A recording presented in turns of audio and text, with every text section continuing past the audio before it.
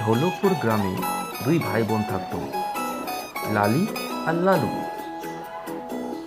হঠাৎ একদিন পাখি এসে তাদের জিজ্ঞাসা করলো, এরকম সাহায্য করবো তোমাকে, একটু বলে দাও।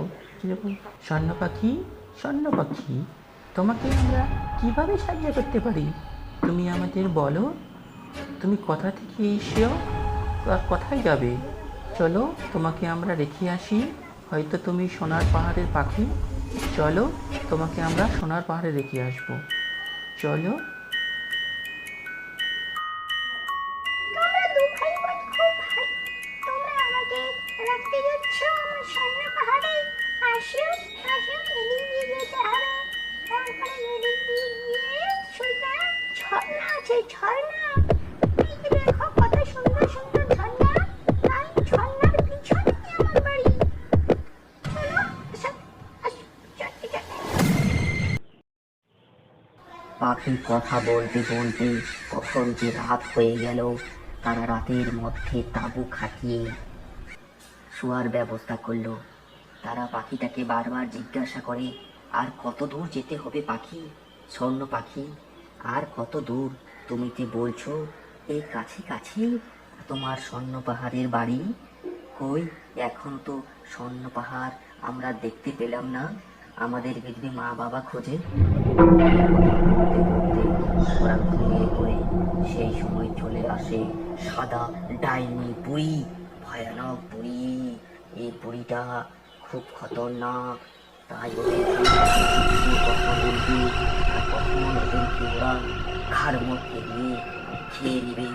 হা হা হা হা করে হ্যাঁ, স্বর্ণ পাখিটিকে বারবার জিজ্ঞাসা করার পরেও যখন তারা উত্তর পায় না, তখন তারা বলে, আমি আর তোমার সঙ্গে যাব না পাখি। তোমার সঙ্গে আমরা গেলে কোথায় যে যাব ঠিক নাই।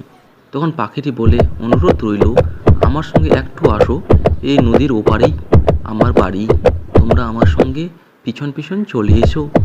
তাই তারা আবার পিছন পিছন দুই ভাই বোন লালি আর লালু দুজনেই পিছন পিছন যেতে লাগলো। দেখে হঠাৎ দেখতে পেল নদীর ওপারে একটা মস্ত বড় বাঘ। বাঘটা শুধু এপার ওপার যাতায়াত করছে। এটা দেখে দুজনে আর পাখি আশ্চর্যিত হয়ে গেল, কি ব্যাপার, বাঘ কেন, আমরা কিভাবে যাব? এই দেখে হঠাৎ বাঘটি তখন চলে যায় গভীর জঙ্গলের মধ্যে। তখন তারা অপেক্ষা করতে থাকে বাঘটি আরও ভিতরে গভীর জঙ্গলে চলে যাক। তারপরে তখন আমরা ধীরে ধীরে পাখিটির বাড়ির দিকে এগিয়ে যাব। সেই সুযোগ দেখতে দেখতে যখন দেখে বাঘটি তখন গভীর জঙ্গলের ভিতরে চলে গেছে, তখন তারা আবার ওখান থেকে ধীরে ধীরে রওনা দিল পাখির বাড়ির দিকে, যার নাম স্বর্ণ পাহাড়। ওরা বলতে থাকে, চলো পাখি, আমরা আবার এগিয়ে যাই তোমার বাড়ির দিকে। তোমাকে রেখে আসলেই আমাদের খুব শান্তি হবে। পাখি, চলো, আর কতটা পথ যেতে হবে? এই বলতে বলতেই তারা স্বর্ণ পাহাড়ের কাছাকাছি চলে এসছে। একটা সুন্দর জিরাফ যেন চারিদিকে দেখছে, পাহারা দিচ্ছে। আর বরফে ঢাকা পাহাড়, সুন্দর সুন্দর গাছ। তারা বলছে পাখিকে, পাখি, এই বুঝি তোমার বাড়ি? তোমাকে আমরা রেখে খুব তাড়াতাড়ি বাড়ি ফিরে যাব, নইলে ওরা মা বাবা আত্মীয় স্বজন আমাদের খুঁজবে। এই বলতে বলতে তারা পাখির দেশে স্বর্ণ পাহাড়ে উপস্থিত হয়ে গেল। চারিদিকে শুধু সোনা আর সোনা। একটা হাঁস ওখানে আছে, আর দুই ভাই দুদিকে মধ্যে পাখিকে বলছে ওরা, এই স্বর্ণ পাখি, তোমার দেশে তোমাকে আমরা রেখে আবার ফিরে যাব। তখন পাখিটি ইমোশনাল হয়ে বলছে, তোমাদের উপকার আমরা কোনোদিনও ভুলব না। ছেলেটি বলছে, ধন্যবাদ পাখি, তোমাকে তোমার দেশে ফিরিয়ে দিলাম আমরা। আমরা সবারই এভাবে উপকার করি। দুই ভাই বোন, আমার নাম লালু, ওর নাম লালি। পাখিটি আবার বলছে, ধন্যবাদ তোমাদের, তোমাদের উপকার আমি জীবনেও ভুলব না। তোমরা খুব ভালো ছেলে মেয়ে, তোমরা এখানে মাঝে মাঝে বেড়াতে আসিও। এইভাবে অনেক কথা তাদের সঙ্গে কথোপকথন হচ্ছে।